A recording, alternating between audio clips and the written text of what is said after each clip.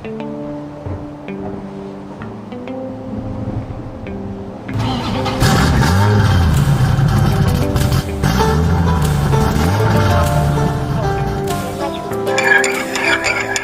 তুমি রাত্রে পড়তে পারো? হ্যাঁ। হ্যাঁ ইমন, তুমি কি কখনো রাত্রে ভূত দেখছো? হ্যাঁ, আমি একবার দেখছি। অনেক রাত্রে যখন আমি পড়তেছিলাম, সবাই ঘুমাইছিল, হঠাৎ করে দেখি একটা ভূত আসতেছে উইন্ডোর দিকে।